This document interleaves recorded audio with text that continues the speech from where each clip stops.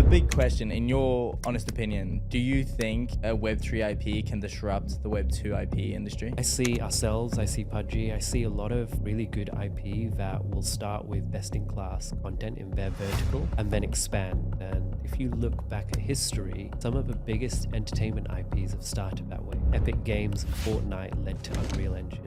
In today's episode of Lock In or Log Off, we're excited to introduce a pioneering entrepreneur with over 12 years in the gaming industry. As the founder of Pixion Games, he's behind Fableborne, a Web3 game combining action RPG and strategy, offering players a new way to interact with in-game assets. He played a pivotal role in bringing Yu-Gi-Oh! To Europe, where he helped it outpace Pokemon to become the top 1 trading card game. His perseverance and innovation continue to inspire game developers. Please welcome Kam Punia. So what is one piece of advice for someone who's a new founder within Web3? I would say block off the noise, particularly at this time. We've got a really good lens experience that look at the opportunities and the challenges in a very different way. And that allows us to keep focused, but also understand, well, is this an opportunity right now?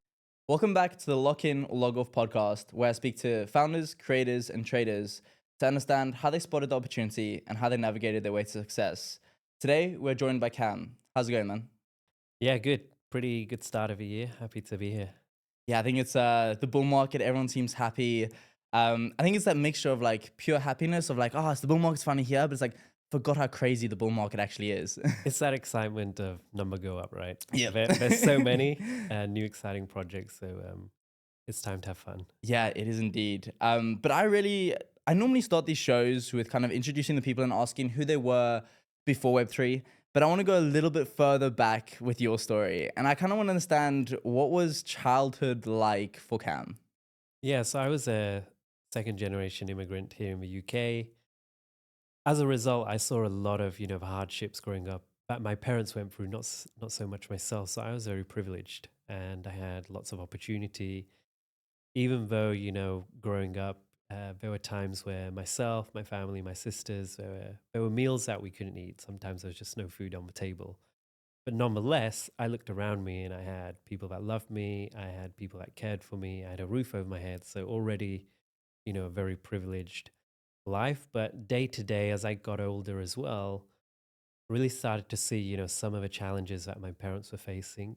But then also how much, they were putting into life just to provide myself and my sisters, the opportunity that we had, and a much better opportunity than they had when they were in India. And so it was, and I only have good memories of my childhood, but at the same time, there's, a sprinkling of real, I guess, appreciation for how much my family, my parents, my grandparents went through to give us that opportunity as well.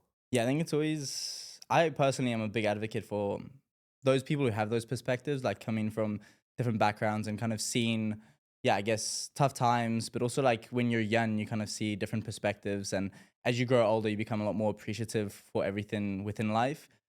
But something I think an interesting topic is happiness in general. I think it's something that nobody's ever cracked exactly the formula of anything. Like there's that whole thing of like, you do need a certain amount of money to at least feel comfortable. But then as you become more wealthy, your desires also tend to increase at the same time. And Naval Ravikant actually speaks a lot on happiness. And he kind of mentioned one thing of like, the more desires you have, the more unhappy you are. And you kind of have to like pick maybe 1 or 2 ambitions and kind of sacrifice your happiness for them, because technically those ambitions are causing you unhappiness because you don't have them yet, because like you're not kind of, I guess, content with what you have. What is your perspective on happiness? And I guess, yeah, that kind of perspective. Yeah, so it was really challenged, actually. I read a book recently by Viktor Frankl. Is it the Man's Search for Yeah, Meaning? exactly. I'm yeah. reading that right And- now. and- That's, and that's so crazy. obviously he went through this incredible journey, Yeah. this incredible story and this life that he lived through with the World War, and obviously being in the concentration camps and just living through that, but finding purpose and meaning. Yeah. And his story is about how happiness is derived from having purpose.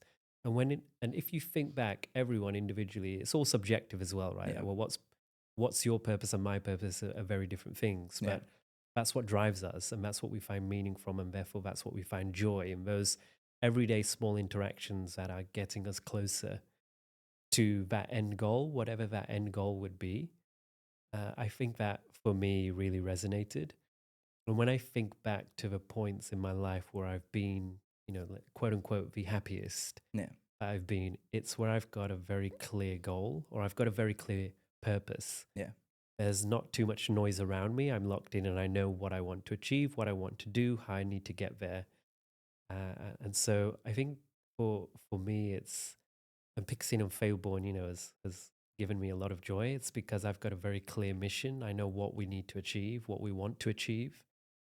That gives, day to day a lot of happiness. And Yeah, I think that's actually a really good point, because like even reflecting on myself, like the moments where I found the most joy is through those kind of processes where I was very ambitious, whether it was through sports. Like I used to do a lot of boxing for like 3 years. I dedicated my whole life to that. But like looking back on it, like that was some of the best years of my life, just because like always progressing and always like kind of problem solving to like Yeah. develop the skills and become fitter and become better. And there's a beauty within that kind of process. And looking back at other examples, that kind of has shown as well. But I guess the hardest part is like when you don't have that purpose. Has there ever been a time in your life where you've struggled with purpose a bit? yeah, I'd say there was a point probably up until I was close to 18. And so fortunately, I was intelligent enough where I could, get through school exams and get B's and A's without really challenging myself and trying. Yeah.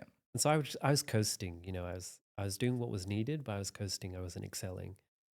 And then it was a conversation that I overheard with my eldest sister and my parents of Kam's coasting, and now he's doing game design at university. It was one of the first game design courses, showing my age now, but here in the UK. And being an Indian, there's a stereotype that there's maybe 3 or 4 disciplines and they're all professional. You're a doctor, you're a lawyer, you're an accountant, or something similar, right? Yeah. You don't build games. Yeah. That's not what's written on your CV. That's not a career path, that is generally accepted. And so I Yeah. was already going against the grain.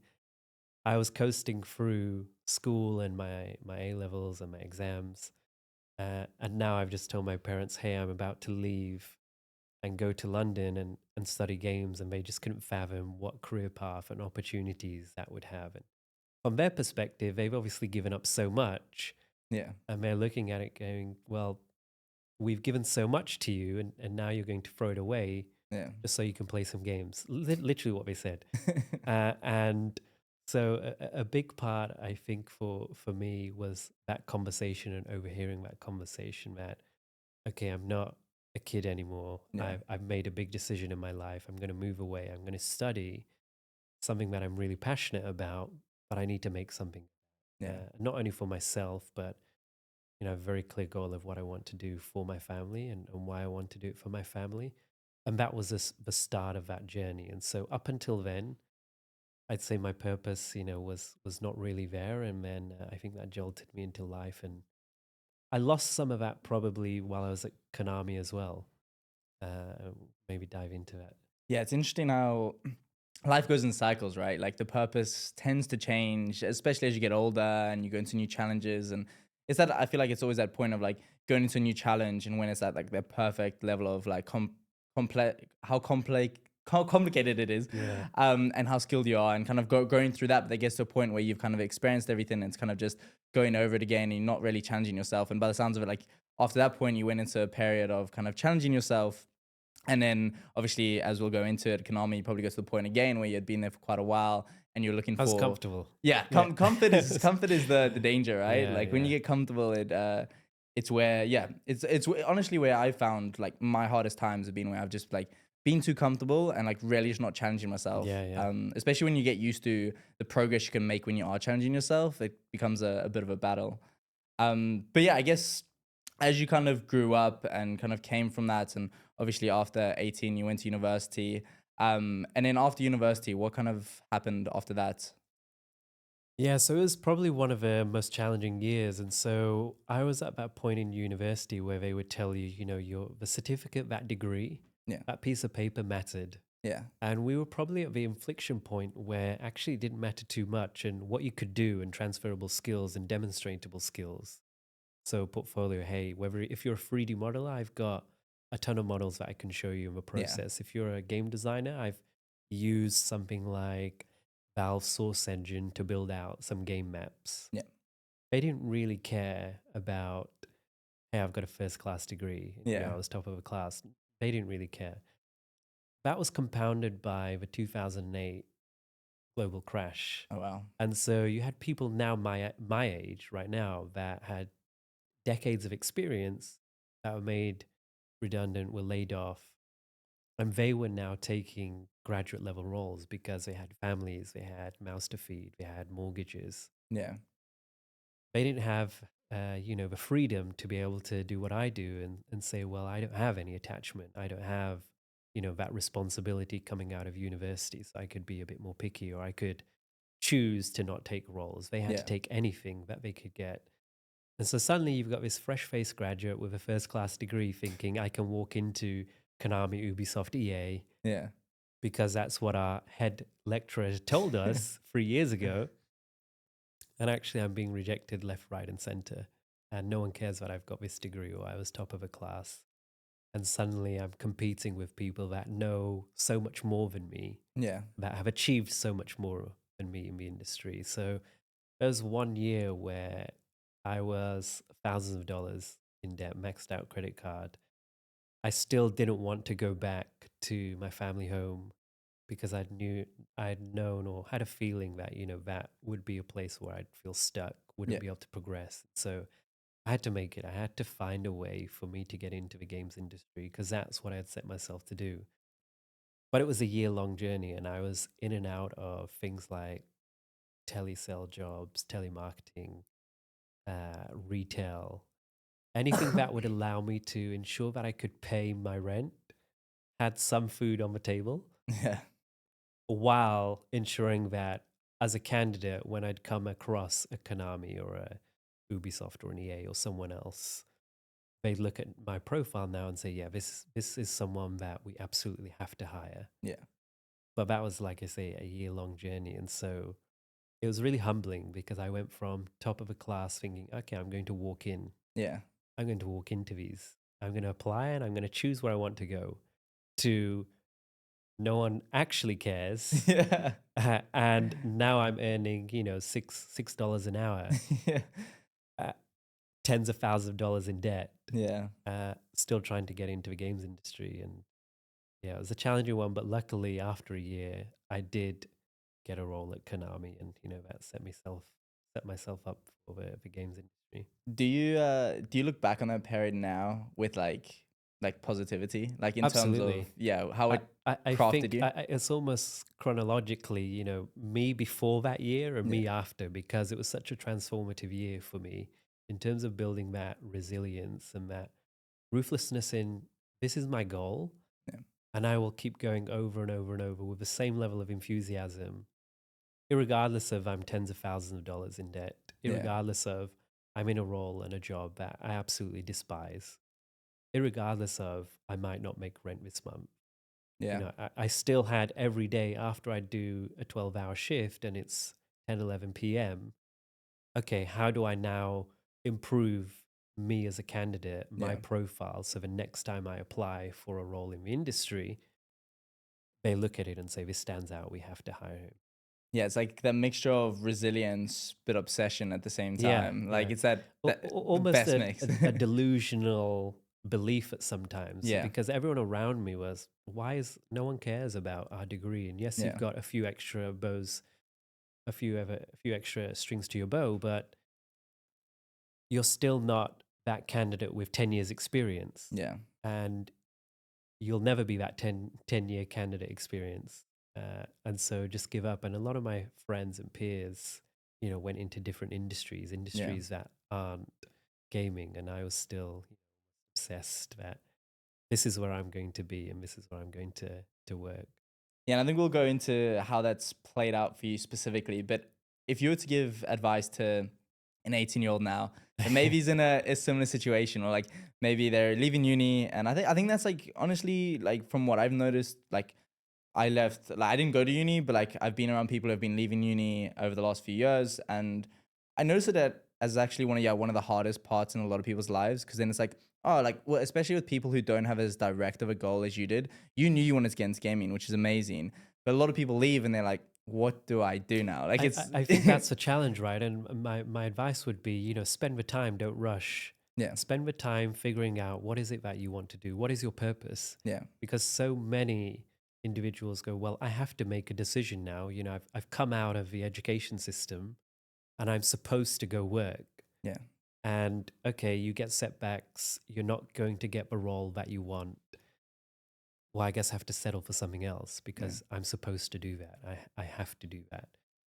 I would always challenge everyone to, put the brakes on at time. And we were talking about it earlier, right? Like stopping yourself from making some emotional decisions. yeah, And I think that's really important in life, not only in Web3 and trading, but in life in general, is sometimes taking a step back and really reevaluating and understanding, well, what is it that you really want to do, and go all in on that every single day. yeah. Over time, that will always, in my mind, put you out ahead than, maybe making some quick snap decisions.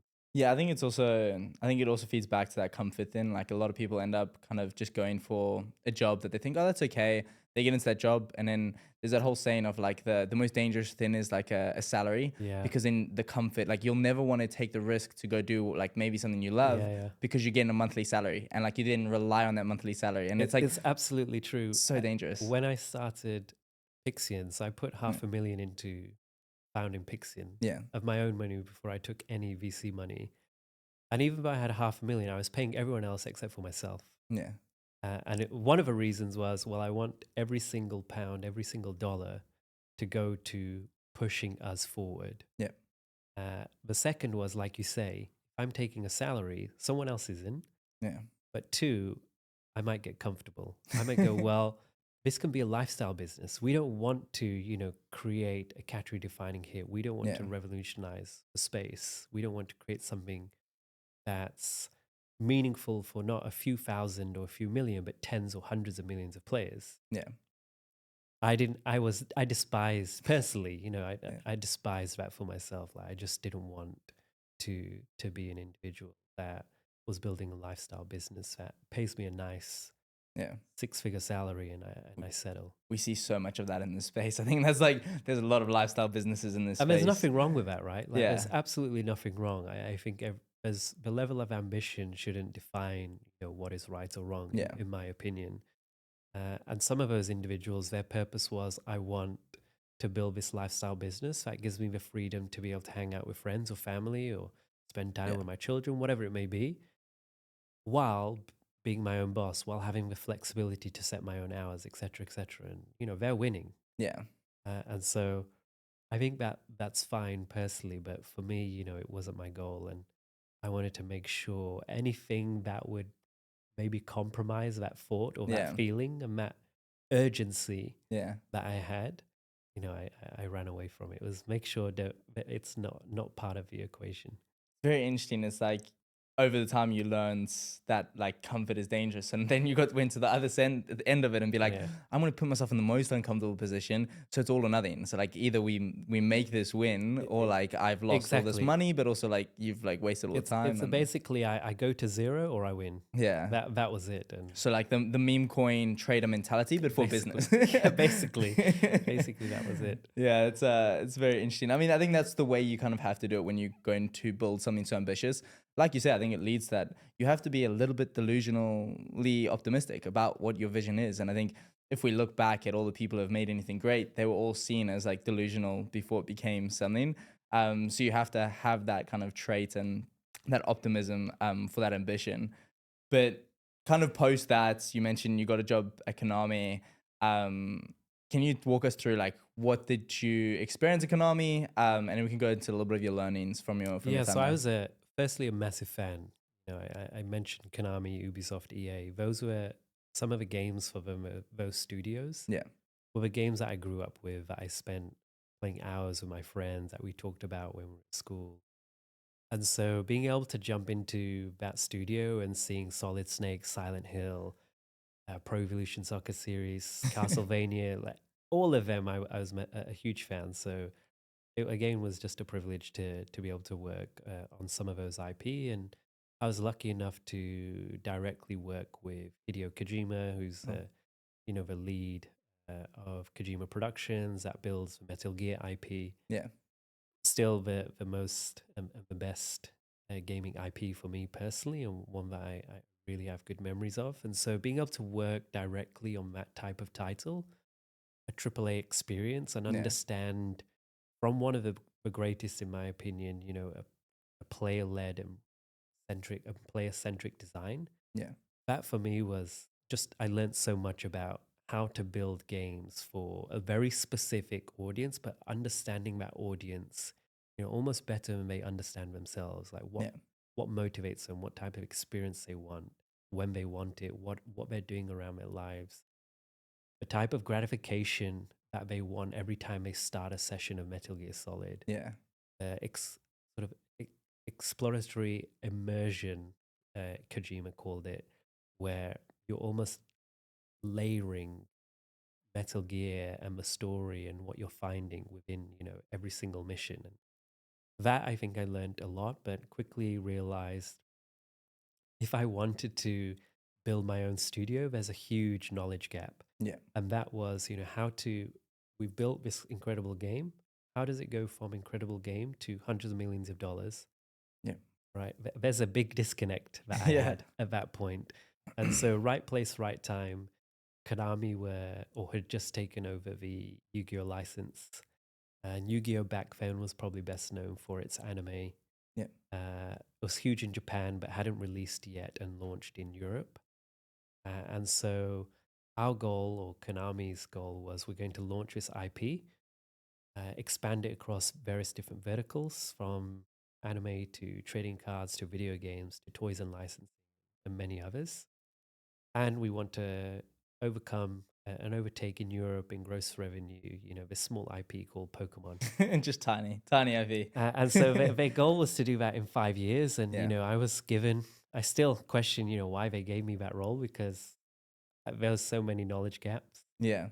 But for me, it was, again, an incredible training experience, because now I had this really ambitious goal, people that were believing in me to be able to achieve this goal, and I had the keys to the house. Yeah. It was build out the strategy, build out the roadmap, build out what products and which verticals we attack first. How do we overcome Magic and Pokemon on the trading cards? How do we overtake Pokemon in terms of primetime TV? How do we create more shelf space at all the retail stores and move over Pokemon? And so there was so many different micro goals that in Yeah. itself, was a business in itself. Yeah. And so it was an incredible learning experience. And obviously working for a public listed company, it's a different type of pressure with different layers of discomfort, let's say. Yeah, a lot of third parties, I'm sure, poking at you to make there's sure a things are huge, going. there's a lot of red tape, a lot of noise around you. I think one of the lessons I learned is not everyone's aligned. Yeah. And that's not because, you have different goals. It's just because you're not privy to all the context, Yeah.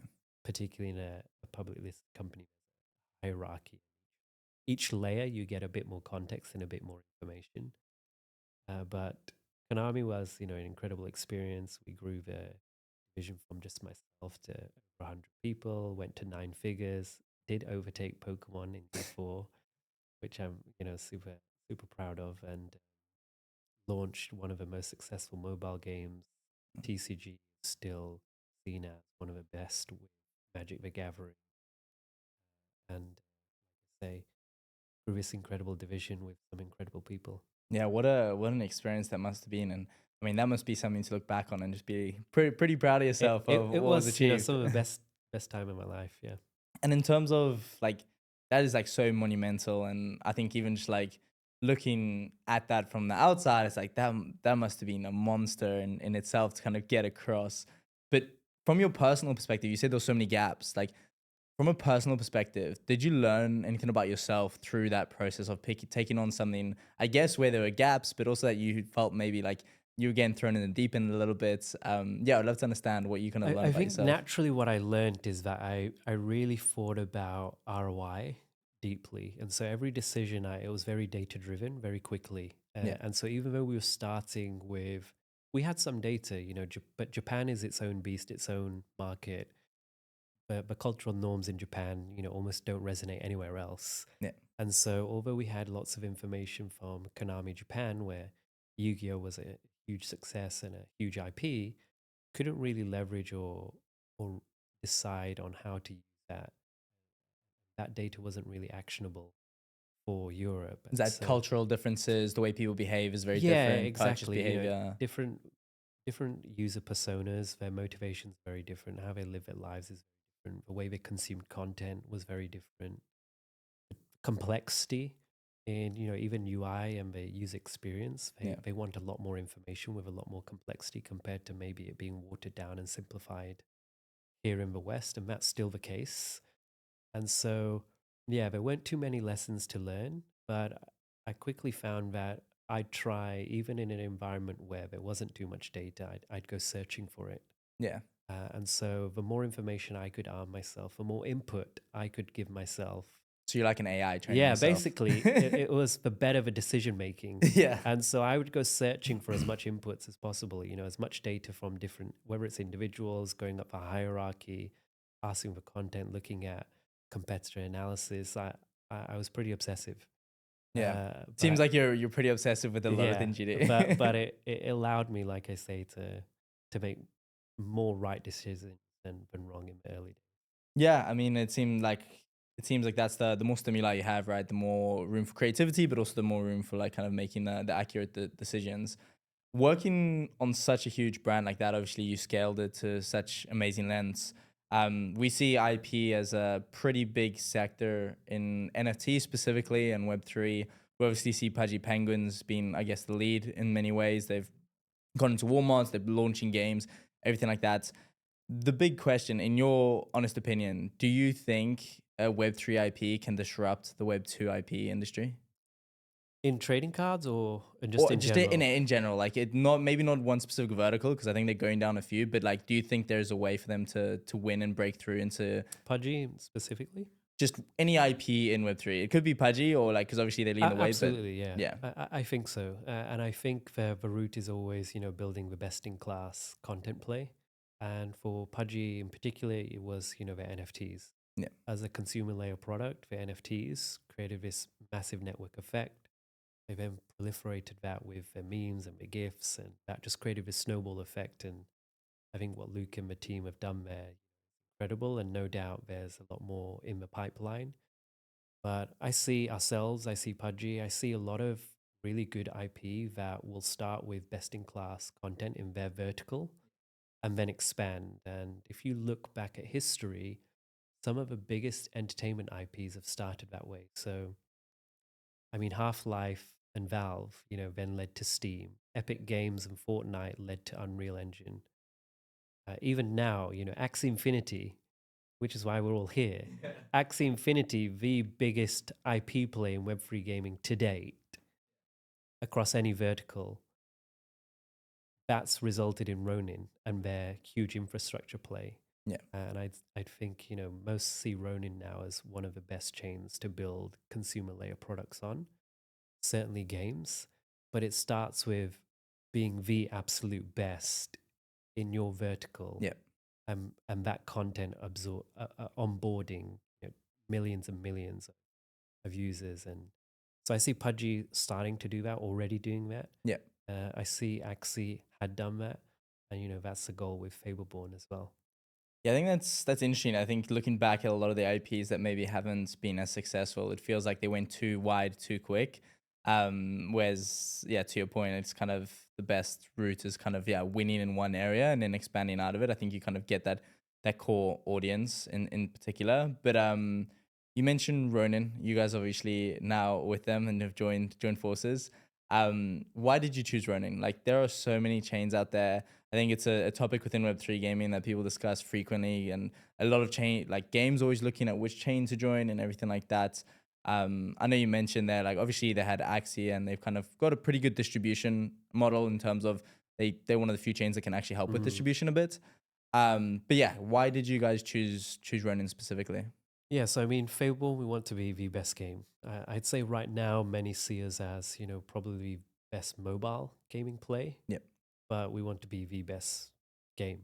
Yep. And so how do we achieve that? You know, there's multiple layers. Content is part of it, building a best-in-class product, allowing us to create a distribution funnel that allows us to build a superior network effect. And I think that was one of the things that really stood out with Ronin. Obviously, they have lots of players, but they've been able to show that getting the right formula, they've done it with Axie Infinity. They did it and supported Luke and the Pixels team. But that wasn't enough. And we actually had a lot of chains reach out to us the first time Fableborne became open. Yeah. And everything exploded. We were all over the timeline. Everyone started to realize, like, if Fableborne is something special rather than a small group, particularly from the Wolves, that probably caught us, earlier than everyone else. But now everyone started to believe that this could be one of the standout breakout hits. For Ronin, what we started to see is obviously we have a concentration of users, and they would say that it's in Southeast Asia. Yeah. And so how do we create a mutual beneficial relationship where Ronin know that, okay, they have X millions of current unique active wallets or daily active wallets across their ecosystem? How does that go from 3-4 million to 10 million, 50 million, 20 million? Content's a big part of that. Yeah. And so they're obviously looking for content plays that will support that. We're obviously looking for a partner that will support us with distribution as well. And so there's a really strong relationship there where Ronin want to branch out into the US, Europe, LATAM, MENA, so UAE, for example, Saudi Arabia. Markets where they don't really have penetration, but they need the content to be able to go into to be able to do that. And Fableborne, I think, is for them, one of the content pieces they are really excited about.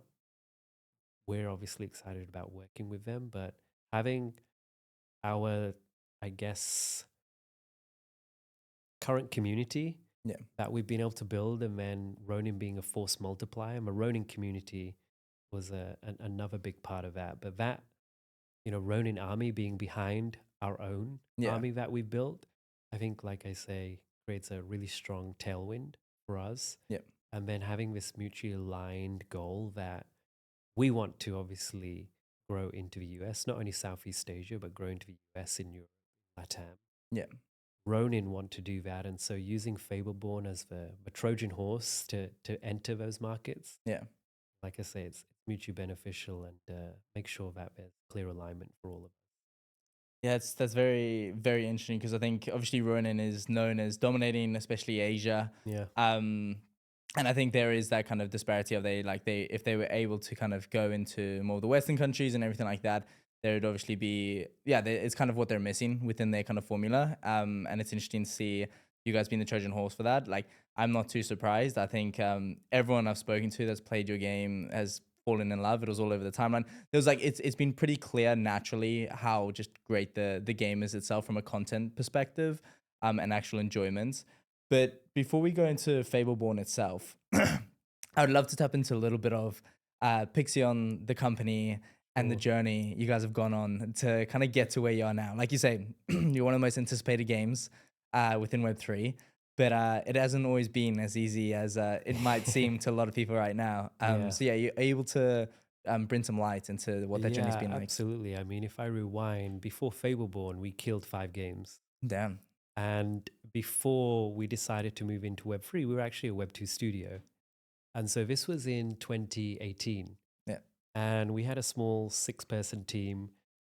We started to build, more snackable MOBAs. Right now, we'd call it a brawler, but 2018, we were calling it snackable MOBAs. And so think about taking Dota and League of Legends and bringing that to mobile. But instead of that being Wild Rift, what it is now, making that a 5-minute session. How do you condense that amount of complexity and skill and mastery into a 5-minute session? And so we started to build out a game, and we were very excited about it. We launched it, or we soft launched it. It was extremely successful from a KPI perspective. Day 1 retention was high. Day 30 was over 11%. our paid UA, we were profitable in less than 90 days. And so we could really start to pour fuel onto the fire, Yeah. knowing that this can scale. And so we started to go fundraise. The caveat there is that we knew and were aware of Brawl Stars by Supercell, Yeah. which is an incredible brawler now. And Brawl Stars' journey was unlike Supercell. It was an 18-month soft launch. Normally they kill games well before that. Yeah. And they pivoted Brawl Stars 3 times in that 18 months. And when we had launched and when we were building Bash Arena was the game. When we were launched Bash Arena, Brawl Stars was a very different experience. It was a vertical one-touch tap-based Archero type game. Yeah. You versus many rather than a team, 3 versus 3, like we had built. And the last pivot they had made is very similar to the experience that we had built. But candidly, they actually just did it better. You know, the Yeah. production value was better, the core game was better. They were able to release more content faster. They had a lot more data to understand how to acquire players. Yeah. And so our CPI, our cost per install, went from under $2 in the US to over $7. And so now, instead of us being profitable in, let's say, 75 days, it was over 250 days. And so if you think we're spending millions of dollars, but we won't see those millions of dollars until November this year, Yeah. that's a lot of runway that you need as a team. Yeah. You know, it's not a few millions, it's tens and tens and tens of millions of dollars. And CPI was only increasing because Brawl Stars and Supercell were scaling. Yeah. And so we tried to move a needle, we couldn't, and we had to kill the game. And then we started to see, and probably going a bit technical, IDFA was the nail in the coffin, essentially how you acquire performance marketing Yeah. became less efficient because of Google and Apple's privacy manifesto. And that was a nail in the coffin for us to really believe in the Web2 model. Yeah. We believed in our ability to create category-defining hits. We didn't believe in mobile gaming's model of how category-defining hits would scale. Instead of games being innovative and new, and then a cohort of users would start to retain and create a network effect for you to scale from. Yeah. Instead, what mobile became and is now still, it's, do you have a game that is fun? Maybe not the best, but do you have a game that's fun, that retains a certain amount of players? You have a war chest where you can spend tens of millions of dollars a year, if not more, while being unprofitable. And so suddenly that nearly wipes out a huge amount of not only startups, but even medium-sized businesses. Yeah. There's not too many that can go unprofitable and just continue to spend 30, Yeah. 40, $50 million. The alternative is you go viral. And personally, I don't want to build a business where my assumption is we will go viral. That's you're betting a little bit on luck in Yeah, there. 'Cause like, there's a lot of variables you don't control there, right? Yeah. And so that to us started our journey into exploring new models of how to acquire players and how to create that first 10,000 superfans. Yeah. And we started to look at PC, free to play on mobile, free to play on PC, premium on PC. And then we came across Splinterlands and Axie Infinity.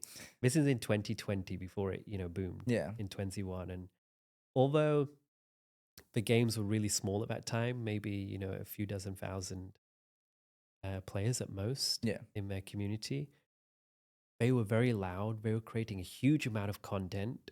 Yeah. And it was almost, again, going back to it, delusional optimism that this is the game that's Yeah. going to win. Like, they're going to make it. Yeah. And every single member of that community believed it as much as the founders. Yeah. And I was just, again, really, really interested how they done this, like how they created this alignment, this emotional connection. Yeah.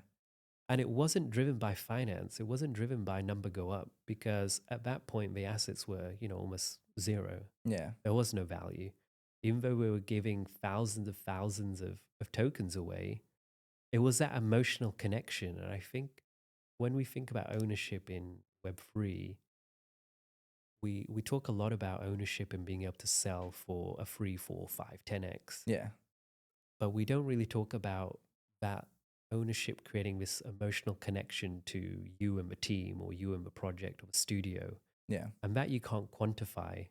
But that is what really intrigued and excited us, that what this team is doing, this has the ability to disrupt fundamentally how not only game teams, but product-led teams acquire, retain users. Yeah. And then we started to explore, went down a rabbit hole and started to build, within Web3 from there. But it was from failure, and then after that, killing 5 games to finally getting to Fableborne. Yeah, I think that's crazy. It goes to, I think it's such an interesting point in terms of like being able to craft a huge community off the back of it, because I think even Luca kind of spoke around how like they basically got 10,000 like basically marketers for their Yeah. brand from the NFTs, and then like you say they expanded out of that, but they had 10,000 people that had an aligned interest to push this IP. And now they have like 600,000 from the token side of things, because people have an aligned interest to be a part of this movement. Obviously, that can only happen once you have like mastered the 10,000. And even the 10,000 was like they were at the point that they had people on the timeline that were supporting Pudgies but didn't own any. And it's like at that point you kind of want to get something for them to be able to get their hands on and kind of align that interest, right?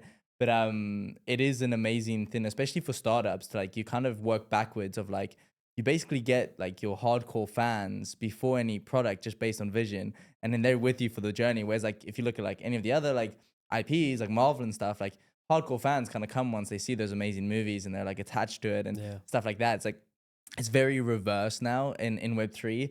I'm very like excited to see like, because if we do get to the stage where like one of these IPs, one of these games is a global hit, that initial cohorts, like imagine the feeling they must have to kind of grow with that brand, right? Yeah.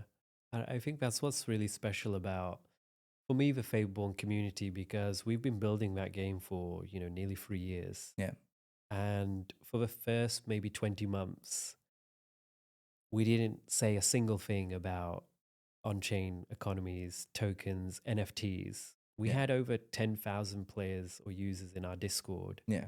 And we'd yet to talk about how a token could fit in. We'd yet to even confirm that, that there would absolutely be a token. We'd certainly said that there'll be NFTs at some point. How? And even still, I'd say we've got a lot of cards close to our chest. But there was no reason for anyone to be in that Discord server unless you loved the team, the vision, what we were building, and what we were trying to do. Yeah. There's no other motivator. And so what that's resulted in, passionate group of fans, and say our NFT collection is a byproduct of that. At peak, it was nearly 100x play. Wow. And yet we've got so little volume. Yeah. No one is selling. Yeah. Even though there's 100x on the table. I'm the one buying the 100x. I might be top lasting. Like over these last few months, I've been picking some up, and it's like I might be top lasting at 100x, but that's just the listings don't go up, and it's like it is insane. It doesn't, and regardless, I was looking at it, and a mint price was $30. Yeah. And so when it went to $100, $300, a 10x, okay, $600, $1,000. When you get to $1,000, I think there's that psychological. It's like barrier that's that's $1,000 that you've just made like profit basically. And then it just kept going up to $1,000, $2,000, $3,000 when we hit almost ETH. And the listings were not increasing; they were decreasing. The price was going up, but the number of NFTs was going down that were listed. And so, I'd say that's because we really focused on finding those fans that didn't believe in, the NFTs. They didn't believe in that we'd have a token. They didn't believe that we're going to provide them with wealth generation opportunities. They believed in, this is a studio that wants to create the best gaming business. They want to disrupt how we acquire players, how we scale games. Then they want to create the best game. We believe in a studio in achieving that, and we want to be part of that journey. That I think is special. Yeah, and I think on that topic, Power, the token, and it is now announced that everyone knows there is one coming. But are you able to give us some insights into your strategy behind Power? I think Web3 gaming is in a bit of a weird place. There's not many studios that people are super convicted on with token launches because I mean, there's been tens that have just been like very anticlimactic, especially for those investing, those getting NFTs. Like it's just been a pretty disappointing time for like Web3 gaming from a launches perspective.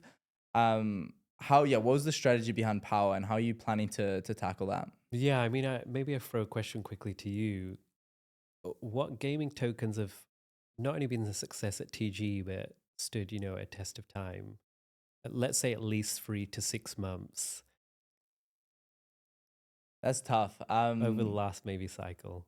Last cycle, there was obviously Illuvium had a lot of Yeah. excitement around it, but like that was, I think last cycle's tokens were very different to this cycle's tokens, primarily because last cycle's tokens were all speculative tokens. There were not many that were tied. Obviously, Axie was tied to the game, so we look at Axie and that had a very prolonged run, but obviously that changed it when into the bear market.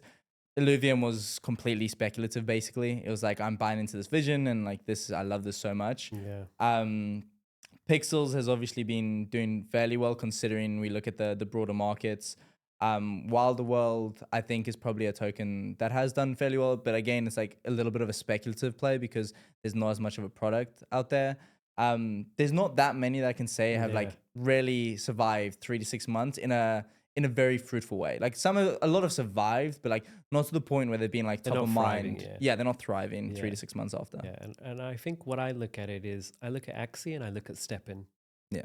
And why I think they didn't fade away after, just a few months where nearly every other token and gaming token or gaming related token did is because they led either with a product that had no users and so they have no utility. Yeah. No reason to speculate on a dead game. Yeah. Right. Or they don't launch product. Number one rule in Web3 gaming: do not launch product. Or they launched an infra play, but there was no users, there's no teams. So again, nothing to speculate on a dead infra. Yeah. Like if there's not a catalyst for you to, as an investor, and I think, we had a conversation earlier on as investors, what are we excited about? Yeah. You have to have a catalyst. And actually our first ever check into the studio said, you either raise and capitalize on an inflow of capital when you either have no product and you sell the dream, or you have a product and it's a smash hit. In between, you're dead. Right? And I think that's where a lot of teams are. That they've got something cool, or there's a small community, and maybe it starts off well, but there's no longevity because they've either not executed and got critical mass. But you can benchmark, okay, this is a game and they're generating no revenue or very little revenue. They've got maybe tens of thousands of players, but that's very small compared to a Riot or a Supercell or whoever their comp is. And so as a studio, you're playing a game of you're Illuvium, you're selling the dream, or you're Axie and you've got 2 million DAU. Right? In between, don't launch a token. And so when we think about Fableborne, we've obviously bootstrapped for a long time, the community. We've had over 400,000 players play the game. We have a network effect where the game itself, because of the quality of the game, players and users are sharing so much content, a ridiculous amount of content, which starts a flywheel. And that's without the network effects of what a token can provide, without the wealth generating opportunities that a token can provide. And so our goal first and foremost is to set up Fableborne to be that category defining hit, the Axie of this cycle. And I think Pixels, somewhat captured some of that last year, towards the tail end of the year before. And now that everyone has become disillusioned with, well, what is the next play? What is the next Axie, or what is the next Pixel?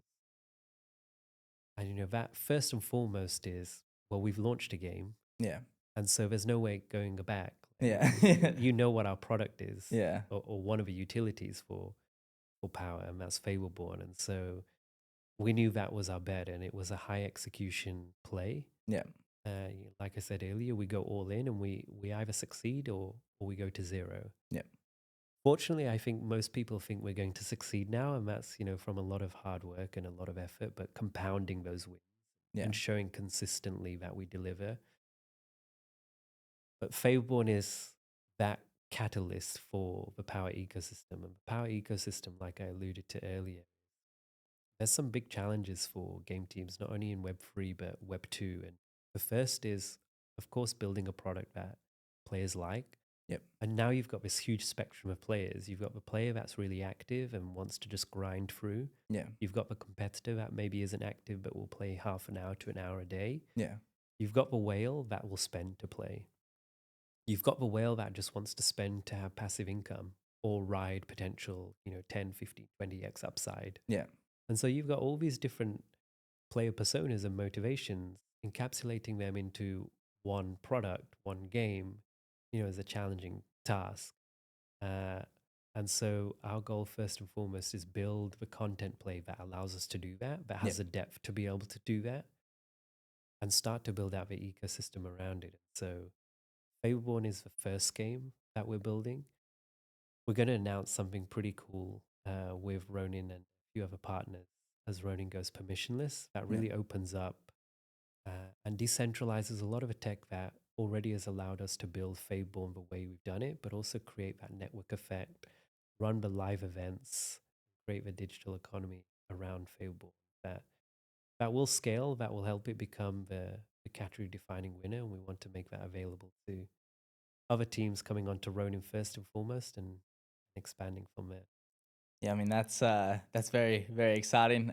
You've got me sold on that excitement. I think I am very interested to see Ronin go permissionless and kind of go down that route. And by the sounds of it, you're saying like a lot of the tech you've built is going to go permissionless with Ronin's tech. Is that right?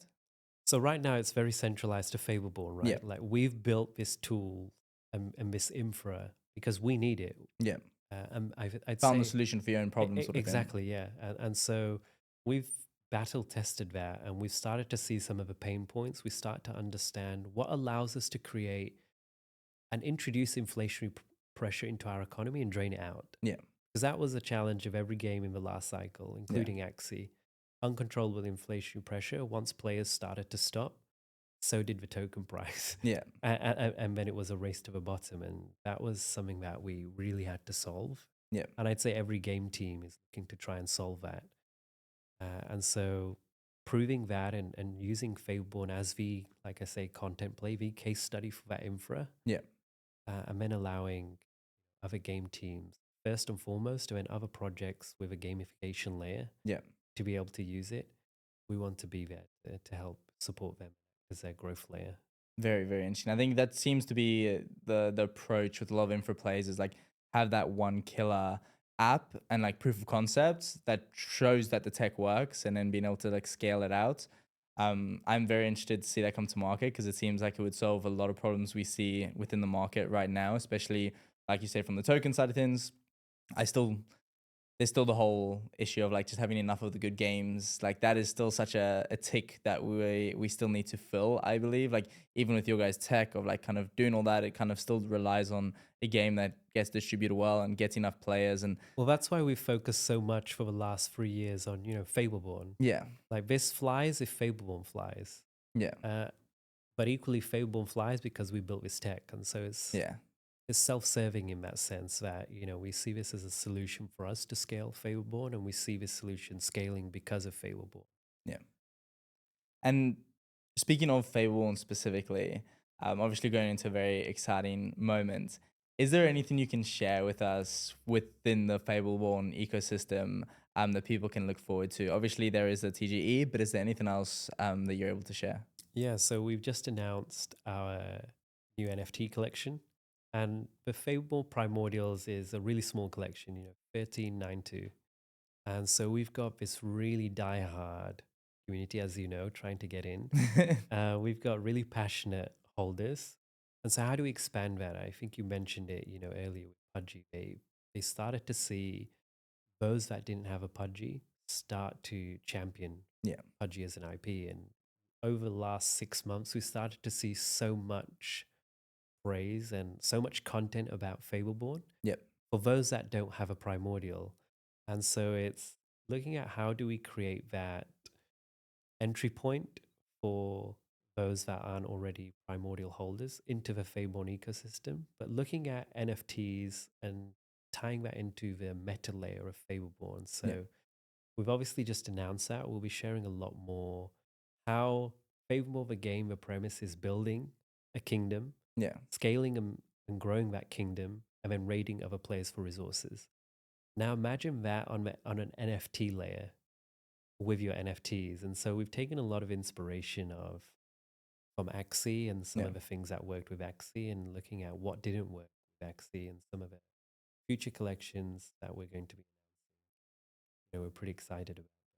Yeah, and I guess on that topic, whenever like projects look to expand their ecosystem, obviously Pudgy done it in their way, but the first in any holder thinks is like, oh, are you diluting my assets? Like for those who hold primordials. So I guess what is your response, or like what does that look like? Are those still always seen as like the main assets in your ecosystem? Yeah, how does that look? Yeah, so primordials are our Genesis collection, right? And they will always be the first 1,392 super fans, Yeah. right, that we had built. And so they will always have a priority for what we build. But equally, there's a lot of players. And, like I say, we had over 400,000 players Yeah. play in the last few open betas. And there's only 1,392 people like yourself that are just waiting for the floor price to drop and it's not dropping. And so it's how do we allow the community to expand? How Yeah. do we create that emotional attachment? How do we create a superior network effect? But we don't just want to create, a new NFT collection. Like I say, there's a really large gamified layer Yeah. on this NFTs. And so you'll be playing Fableborne, building kingdoms, raiding other pleers for resources. Nice. And you'll have this meta layer with your NFT where you're trying to grow your kingdom NFTs Yeah. and trying to grow resources and level them up as well. That's very exciting. I think another thing that we don't see enough of, like NFTs were like such a huge thing of like, oh, it's so obvious for gaming, but we haven't really seen a great execution of NFTs integrated into a game and having that gamification layer for NFTs. Like a lot of NFTs are seen at the moment as, in a way, just token gated NFT access, basically buying the NFT because they're going to have a token. This NFT should get the token, and people are basically just speculating on that with a lot of NFTs. Yeah, the value is here's an NFT, and the value prop of an NFT is up to TG, and then I dump. Yep. Right. Exactly. And I think that's one of the challenges, again, a lot of teams have tried to solve. And so we're excited. Obviously, we've announced this collection. Yeah. There's a lot more that we'll be sharing, but the value doesn't stop at TG. It continues, and there's a lot more that we're excited to share. Very, very exciting. As we kind of go to wrap up, I like to ask a few questions just to close off. And I'm going to do a slightly different angle on this because a lot of people I speak to are creators or traders. On the founder side, I want to give advice for people in similar kind of positions. So what is one piece of advice for someone who's a new founder within Web3? Oh, there's so much. I would say block off the noise, particularly at this time. And we're lucky that we've got Web2 veterans, we've got Web3 DGens, those that are curious. And so we've got a really good lens of experience that look at the opportunities and the challenges in a very different way. And that allows us to keep focused, but also understand, well, is this an opportunity right now? What's happening in the space? Do we take it? Or is it just something that will fly away and, move on in the next 4 weeks, as is most things in the space. And I'd say it's really easy to see new metas come and go, and majority of them is something that you shouldn't take notice of. Some absolutely make sense, and you should be working quite hard to figure out how to integrate that into your play, into your vision, into whatever you're building. But I've seen a lot of teams, raise a lot of funding and then pivot 7, 8, 9 times because the meta is changing every quarter. Yeah. And then once they've reached the end of that funding, they actually don't have anything to show for it. They've not got a single product. Yeah. They've not got anything with real use case. Their audience hasn't stuck because you're changing what you're building so often. So I'd say the combination of ruthless execution with curiosity for the space Yeah. will probably push you forward in the right direction. But prioritization, I'd say, is pretty important. Yeah, it's a very important balance. I think something we see is way too much is just people changing, like you say, changing their minds. I think it's, and I think it kind of also shows like people get convicted and people who stay convicted to their own goal. We see so many studios, but just projects in general, Web3 and companies in Web3 pivot every other month. And like you say, nothing ever comes from that. And you can't really believe in people who don't kind of come with a clear vision. It's fine to still pivot slightly, but that vision has to stay intact from like for the end goal. How you get there might change, but I Yeah. think the end goal is really important. It's kind of like, I've come here to achieve this, and you kind of die on that hill, Yeah. and see where it can get you. But outside of Web3, a little bit like on the live side of things, what has been one of the most pivotal perspectives that you personally have had, maybe a perspective change or any sort of thing like that, that has a big impact on your life? I'd say that conversation, overhearing my parents and my eldest sister, she's 10 years older. And so Yeah. as I was growing up, she was almost, like a mother figure as well. And to see three of the most important people in my life at that point in time where I was still very impressionable Yeah. to not believe in me or doubt me, Yeah. I think really jolted something in me that there's so much more that I can achieve, and coasting through what I'm doing and getting good grades.